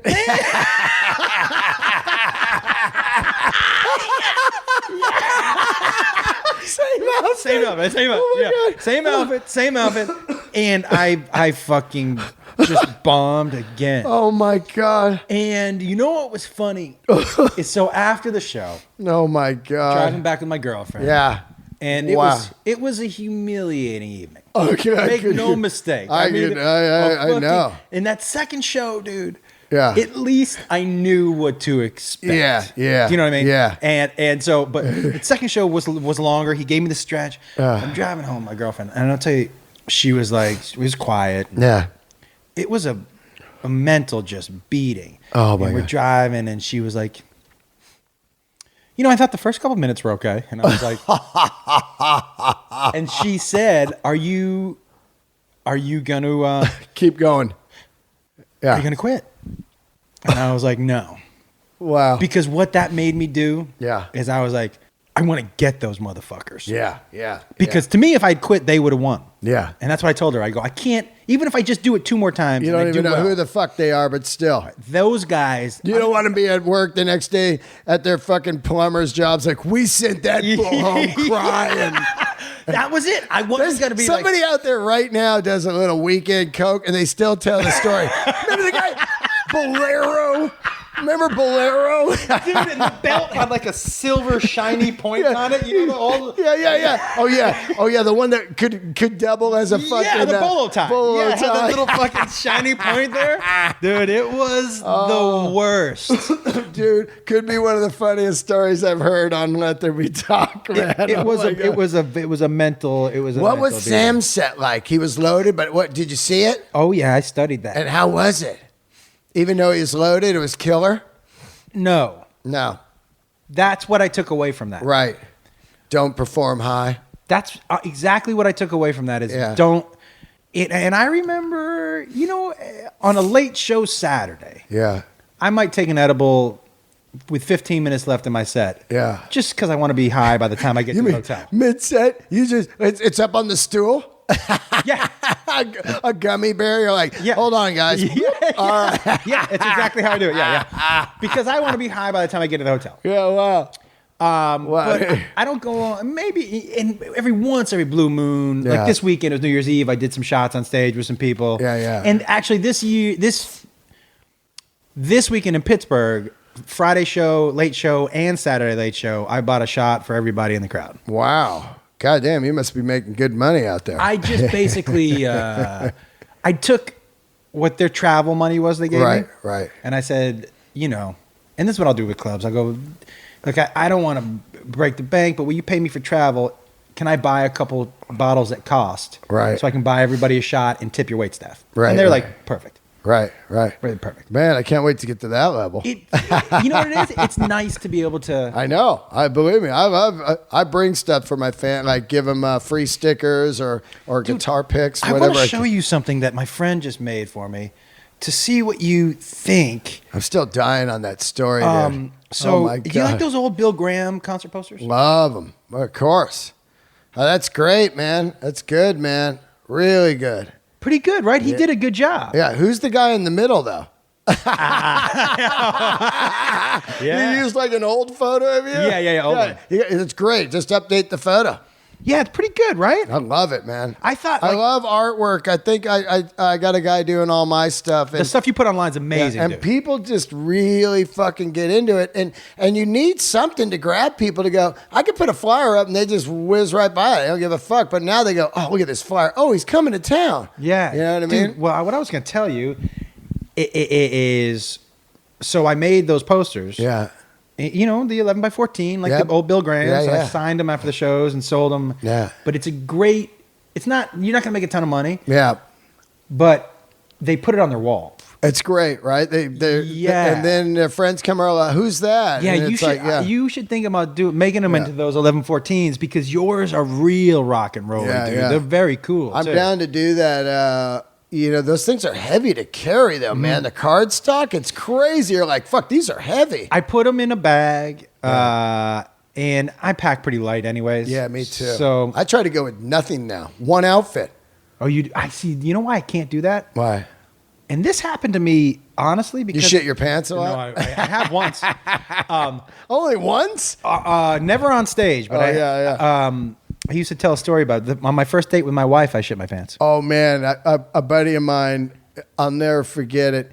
They went on a first date. We used to have this drive-in in town. It was like Sunday nights. It was like a scene to go. In L.A.? No, in the Bay Area. Uh-huh. And everybody would go. It was dollar night. And it'd just be loaded and people just go and drink. And they show like Cujo the whole fucking summer. You know what I mean? The owners knew. They're like, why get another movie? We'll just pack this place out. These fucking minors. People drive in with a keg in the trunk. Yeah. You'd be like, oh, there's a 4-kegger at the Parkway Drive-In, you know? How was a drive-in? I've never in my life been to a drive-in. It's one of my favorite things in life. And it's funny. They grab me when I'm on the road once in a while. I'll be driving. I'll see one. I'll go, and it stops me in my track. If I'm in the car and the guy's driving me to the venue, I say, oh, fuck. They're still out in the Midwest. Are they really? Yeah, I see them out there, and I'll be like a drive-in, and there's one on the 101 up there after San Luis Obispo. That one's still going up there. Yeah, man. And you had to drive up one time. Take your lady, stay at that Madonna Inn. Yeah. You know, that weird place with the cave room. And then it's right across the freeway. So in the summer, take her to the Madonna Inn. And then that night, go see a drive-in, man. I would love to. I've never in my life seen one. And what do they do? Do they put a speaker in your car? They did for years. It was they were just hung on these things. You pulled up and you put the speaker. You rolled your window down and just hung it on there. And then it had a fucking volume on it. It was like... like a cop radio. But now, as soon as you got in, you just tuned your stereo to a channel and it would be on there. So if you had a dope stereo in your car, you got killer sound. And matter of fact, there was one in our town that turned to a porn one. An outdoor porn one? And it was on the freeway. So when you're driving down the freeway, you just see BJs going down the street with kids in the car and stuff. Just full smokers and fucking just like orgy on the drive-in. And they had the names up on the fucking marquee. Gina takes it in the back door. All day you're driving home from work. Every day. That is amazing. I just drove by that place last week me and my 3 buddies went to all our stomping grounds back in the day. Oh, how was that? It was fucking amazing, man. It gave me goosebumps. Like what we broke into the place where we saw all the concerts. We didn't break in. We went around the whole venue, the Cow Palace in the city, and there was a door unlocked in the back. The Cow Palace, is that Sacramento? No, that's in San Francisco on Geneva Street, De La City there. But how come I've heard of that? Like people It's play famous. There. Yeah, right. Dude. Yeah, Oh yeah, my yeah. God. Yeah. I mean, dude, I'll tell you, every fucking band you name, I saw them in that place. AC/DC, Judas Priest, Iron Maiden, Scorpions. Was there a band? Bobcat did it. Get this. New Year's Eve.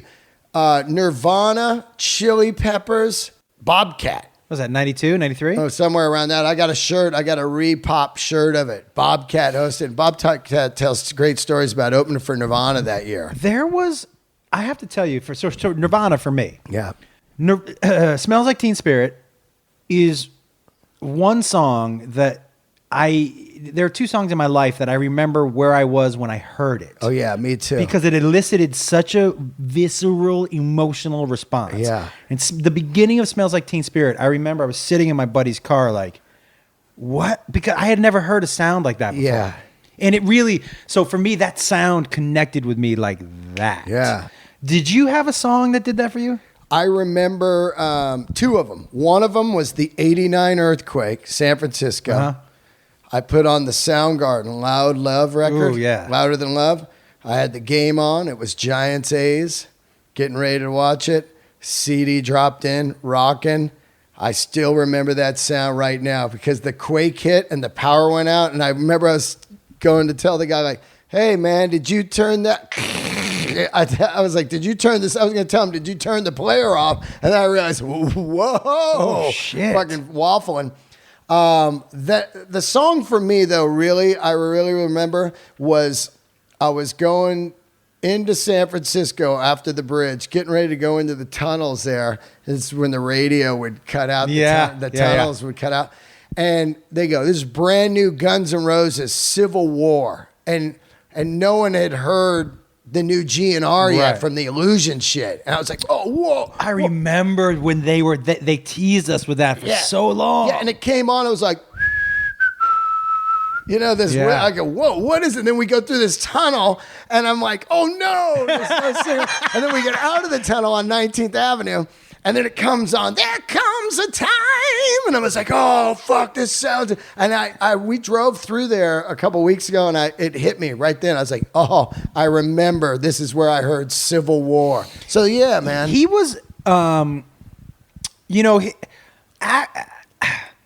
Rose and Guns N' Roses, they have more songs. There's that point, that part in Sweet Child of Mine where it just gets everybody like, the breakdown's like, where do you go now? They did that as well as any fucking band ever. Right? Cool. Van Halen used to do that too, like in the middle of, down, I see the mookie like a looking like me, down. Were you? They had great breakdown, or like, I've been to the edge and a student looked at that kind of shit. Did you? So for Van Halen, is that early Van Halen? All that music, is that all Eddie? That's all. Well, it's the band. Dave wrote all the shit. Eddie wrote the. But did Dave write music or just the lyrics? Nah, it was just the lyrics. I think those guys were a band that just would fucking jam it out on stage. It's really? not like Eddie came in and went, here it is. You know what I mean? I think they were in the fucking rehearsal studios nonstop. So it's all the guys, Are they to you the best American rock and roll band of all time, or is there Aerosmith? Nah, that's a tough question. I think Van Halen is amazing, but if you listen to them live, bootlegs, they just weren't ever like next level live. Right. They were early on when Dave cared, like from Fair Warning back. Wow. Was he good live? Yeah. Like, wow, what a rock star. But, when you look at like Aerosmith, man. I think early Aerosmith, Rocks. It's unbelievable. Toys in the Attic. Ooh. Those are Rocks, Toys in the Attic, Draw the Line. Killer albums. Oh. And so dark. Oh, it's so dark. Filthy music. I feel the hell black tar coming out of that record, man. Filthy fucking. Did you read Walk This Way, their book? Oh, God, yeah. So great. I also read Joe Perry's book. How was that? It's pretty good, man. Pretty good. Those stories, you can't believe they're alive. There's no reason Steve Tyler should be alive. Not at all. I saw him at the Rock Bottom Sacramento State Fair without, Just by himself? with Crespo. It was Aerosmith, but it was like long over lightning strikes. Let the music do the or what's it called? Lightning strikes. What year was is the that? song. Fuck, what is that? Like it's 80, maybe 2 or so. It's before they get back with Pump and all that, and Love in an Elevator, which is what is that? Well, before Done with Mirrors, they get into that. What's that record called? Night in the Rut? No, that's Night in the Ruts? That's after that one. It has the lightning strikes on it. My memory's shot. Sometimes it's great. My memory. Mine, I told you earlier, mine is good. I can tell you what I like. Remembering People names right and now shit. are going, "Come on, dude! You know the name of that. You're a king." Hold on, I'll tell you right now because it drives me crazy. But it was the rock bottom of Aerosmith, and I was at the Sacramento State Fair, and Tyler was just Was he fucked up on stage? Oh, he was just, it was so rotten, And then they come back like a year later, or a couple years later, and they just fucking kill her. What was the name of this record? Here we go. It's so insane how many records they have, first of all. But I think it's a shame to me. Rockin' a Hard Place. Terrible. There it is. Yeah. Hey, look at the songs on it, though. You got Jailbait, great song, Lightning Strikes, and then after that, everybody's like, and there's some guy out there right now that's going to email me and go, "That's my favorite era," which I totally respect. A lot of people shit on this record, Done with Mirrors. Ted Templeman did it. I saw it at Oakland Coliseum. That was supposedly they're back, they're sober, but they weren't sober yet. Read the songs off of Rocks and Toys. Oh, yeah. Joey Diaz and I, we have this. He thinks Rocks is their best album. Okay. And I think Toys is. Well, first of all, that all that early era. Here we go. I love live bootleg. It's insane. So which one's Rocks? Well, yeah, Rocks and Toys. Which one? Okay. What do you think is their Here best we go. album? Rocks, Battle, Back in the Saddle, masterpiece. Come on. Last Child. I'm like a last come on, child. yeah. I'm just a punk in His the street. voice, by the way, his voice is like. Oh my This god! record kills. Rats in the Cellar, combination, Sick as a Dog, Nobody's Fault. Oh, I fucking love Nobody's Fault, dude. Oh, Get the Lead Out, Licking a Promise, Home Tonight. Come on. Okay. There's not a bad song on here. Now Toys. Toys in the Attic was the first one I owned, by the way. Which, by the way, I used to, in my neighborhood, there was a store. Yeah. I call them early iTunes. Early iTunes, way ahead of his time. Rick, you would subscribe. You would buy a library card from him for like $5 for the year. Wait, and you went in and you could check records out. That's genius. He was way before iTunes, and he was my like that Jack Black He was my guy. He taught me rock. But he cared about music, dude. If he wanted you to do that, He did. Here we go. Toys in the Attic, Uncle Salty, Adam's Apple, Walk This Way, Big 10-inch, Sweet Emotion, No More, No More, Round and Round, See You Crying. Rocks beats it. You know what I mean? You think Rocks beats it? I think Rocks beats it. For me, it's just so fucking, it's so dark, that record. Here's I will say this too.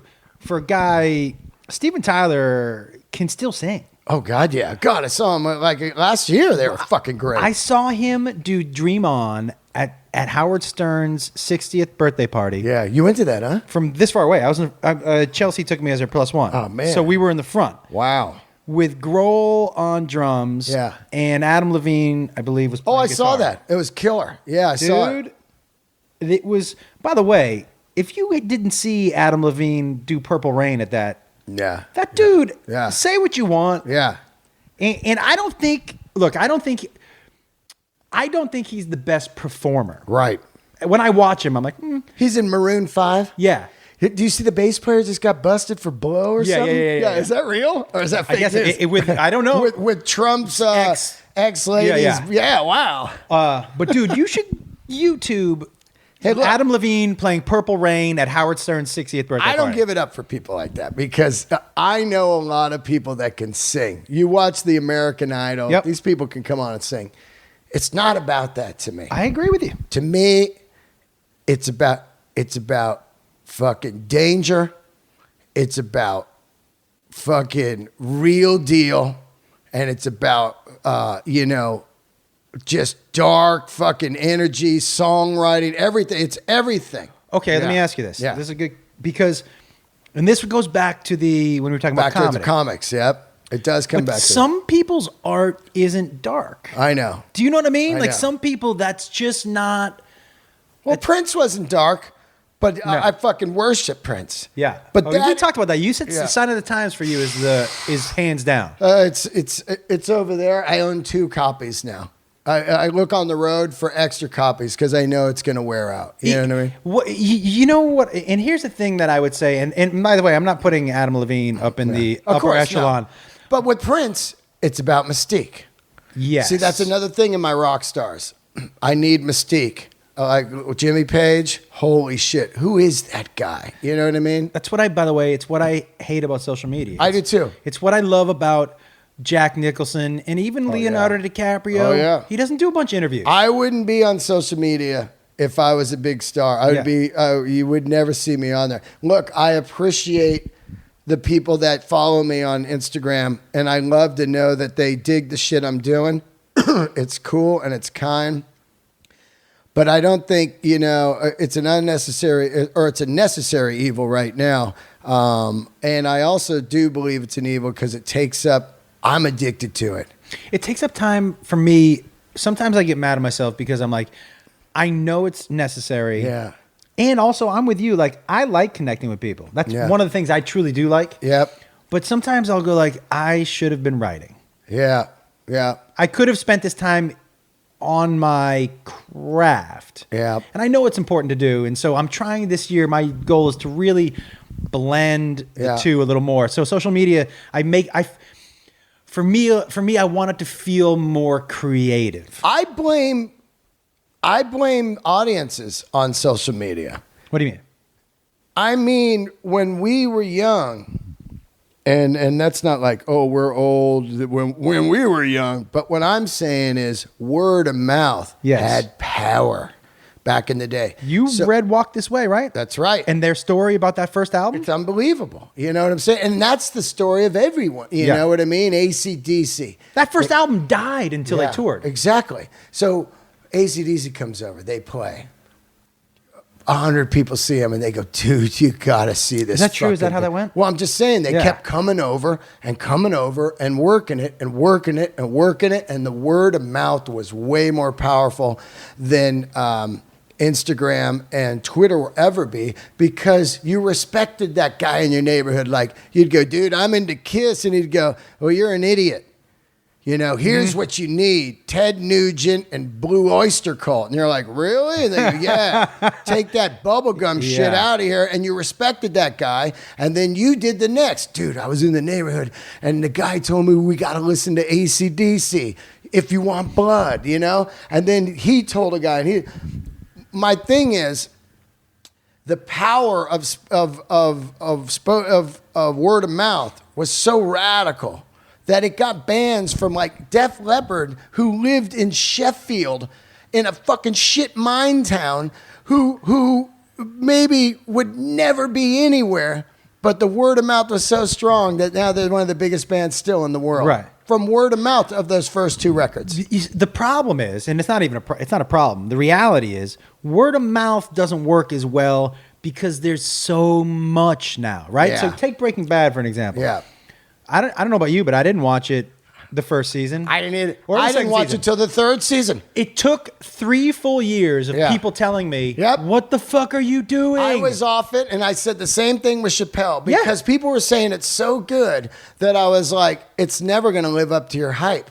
I know it won't. I'm going to be let down. They go, dude, you're not watching Breaking Bad? And people described it wrong to me, too. By the way, same thing right now with Game of Thrones. I still have never watched this. Me either. But then one day, I got the flu. And I go, fuck it. I got some, and I go, I'm home. I'm going to watch, which by the way, watching Breaking Bad on the flu is so dark. Wow. You are in there going like, holy shit, did I die or what? That's funny. But you're right, man. It's like there's so much stuff and it's hard. People tell me about stuff all the time. I get constant emails. You got to check this band out. You got to check this band. Man, I only got so much time in the day. I've taken all your suggestions, by the way. Oh, yeah. You listening to that? Dude, St. Paul and the Broken Oh, Bones. I gave it the record of the year yesterday on the episode. So good. And I've listened to a lot of... You like Amos Lee at all? Yeah. I've been listening to a lot of Amos Lee. Do you know what I like in music? And I listened to that heavy metal band. Gojira. I have to tell you... Hard name to say, see? Yeah, but I was like, I'm not sure I'm going to like this. Yeah. And then, I don't think you can ever judge an album by a song. No. You got to give it a couple. Totally. And there was one song I put on, and I forget which one it was, and I was like, I'm not going to like this. But I was like, you know what? Everything else you had sent me was a home run. Yeah. So I was like, and I really, I connect to lyrics more than the music. Yeah, you're saying that, yeah. So, because I like to hear why you're telling me this. Yeah. That's important to me. So when I go to concerts, if your music is so loud I can't hear your singer, then I'm out. Yeah. It's one of the reasons I like going to see the Counting Crows, because Adam Duritz likes himself. Yeah. And because he likes himself, he makes sure his lyrics, you can hear them. So I'm listening. I like this, like my comedy. Yeah. I like the story. Yeah. So tell me, why am I hearing it? Amos Lee I've been listening to, and I've been getting a lot into Childish Gambino. Yeah. And J. Cole, which is because I have my son's 19. Right. So he's always like, you should listen to this. And I feel like a lot of times I like that his music, I don't want to say it keeps me young. Yeah. Do you know what I mean? But it really, it keeps you in the game. It does. And I really, it also gives me different perspective. I'm like, oh, this is what people are listening to now. And by the way, the new J. Cole, and I don't know if you like rap at all, but his stories are like, that dude is going to go down as an all-timer, J. Cole. Wow. All right, I'll check it out. He's going to go down as an all-timer. all-timer. That new Tribe Called Quest. That's good shit too, dude. Played it for me. It was good, man. It's good. But you also played for me Rival Sons, who I hadn't heard. Awesome. And right when you put it on, I played it for my brother. Yeah. And I go, I want you to listen to something. And the maybe first 10 seconds, and he goes, who the fuck is this? Yeah, they open it up. Oh, and I go, this is rock and roll, huh? He goes, yeah, what era is this? I go, right now. And you're the one who straightened me out, dude. Because I said to you, there's no good music right now. Yeah, that's hilarious. I sounded like an old fuddy-duddy. Yeah. And you were like, there's tons of good music right now. That's how my bit opens, and I figured it out. When someone says there's no good music anymore, I always go, you're married, aren't you? Yeah. And they go, yeah, why? And I go, because what music is to you is just a time machine that takes you back to the days when you had freedom and you were getting BJs and doing blow with your buddies. Yeah. That's all music means to you. So there's no memories attached to this new music. Get some fucking memories with this music. Go on a road trip with a buddy, download 5 records, new shit, and go out and hit Palm Springs with an old friend you haven't seen in years. You'll fall in love with music again. You know what I mean? They're soundtracks. It's a great way of putting it, because music is attached to memories. That's what it is. It's only just time machines for most people. And then there's 10% of people like me that are like, it's way more than that to me. It was a way of life. It was an addiction. It was everything. You know what I mean? Dude, great having you on. Dude, thank you so much for having me. Fucking awesome. I really had a good time. Thank you very much. What a fucking funny ass stories, dude, man. You got to tell that Sam Kinison stage on stage. Yeah, maybe I will, man. I really think you should. And the way you should just do it is like, I don't know, how long you been doing comedy? 8 years? Well, on and off for longer than that. If you have any kind of anniversary or something come up, then just start kicking in the story. Like, it's funny, I've been doing comedy exactly 8 years now. I remember when I started. But I've been doing it for because I did it in Seattle. Right, I get that. But I'm saying, if you're doing a special, like, it's funny, I'm doing my second special or something now. And I look back on when I first started. Because I love when guys talk about when they first started. I remember seeing this band and they got a record deal. And the singer, they did a breakdown like Van Halen. He's like, yeah, man, here it is, sold out. We got a record deal. And I remember that backyard party we started at, and he's going through the timeline, you know? So when you're telling that story, it's so fucking real, man. I will tell you, man, the break that I took, because when I started doing comedy in Seattle, the break that I took from comedy was the best thing that ever happened to me, because I had started down the wrong path of what comedy was. Oh, yeah. Well, that era is different, right? Yeah. That era is really different. Yeah. It's almost... it's that blazer sneakers and, whatever. Yeah, and it was just a little too superficial. And the break and writing for other people. Yeah. helped me learn, brevity and silence is okay sometimes, and you don't need that word and all that stuff. But I always say, everyone always says, don't be afraid of the silence. And when you watch the greats and they're just up there and the silence doesn't mean nothing, I go, yeah, I got that too. And then as soon as the silence comes, like I said, and there's the owner walking through the club, I whip into right away like, you ever do coke off a dick? Or some body movement. Whatever. Yeah. It's powerful, that silence. That Chappelle silence. Well, he says, and everybody says, it means they're listening. It means they're listening. Yeah. It means they're listening. Thank you, dude. I had a great time, man. Thank you for having me. Oh, so fucking great. And thank you for the help on the diabetes, dude. Absolutely. That was a great book. It's called How to Beat Diabetes, right? Yeah. Yeah, that's something about you. It's just something about a diet in there, maybe. Yeah. But it was we did it with no medicine. Nope. And we did it with just being smart. Yeah. And I'm vigilant on it, man. I don't even fuck around at all, man. You know what I mean? Yeah. It's just I was going to tell you, I had over this weekend, I was like, I'm going to have, and I had some dark chocolate. Yeah. Wow. Yeah. And I was like, you know what? Delicious. Oh. What are you trying to rub it in? Delicious. But I was like, I don't need it anymore. Yeah. I don't crave it. Yeah. Yeah. I don't crave it. Yeah.